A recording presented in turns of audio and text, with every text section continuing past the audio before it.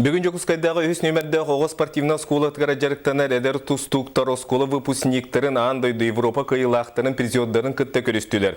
Суботицаға оны Сараева кадеттарға Европаға оны андойдуға бастырен күректегілерге сетейләқті күтті өтбөғістірге Ивана Конечниковка, Петр Константиновка, оны Егор Слепцовка оскола выпускниктерін атыттан бір орду кен тұттарителләтчілері андойды призиора Владислав Андреев Харчинан береме тұттарды.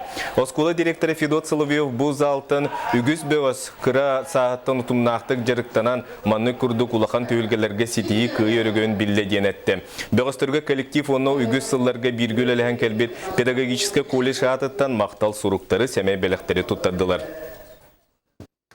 Бәйбі выпускниктар бұд манны жүгәдік организованны кәлән қытынылар, етімне көхінілер етімі білігін заслуженный мастер, үтелях мастер атыны бұд Владислав Андреев. Оны кене некітті бірге өреметтер. Білігін ұлыған специалист болын өлелігіндер Егор Дмитриев, Игорь Афанасьевич Ильин, Иннокентий Тымыра, оны адатыттар. Бары үші көқтақты күткені өлбіттіра бейгіні вердер.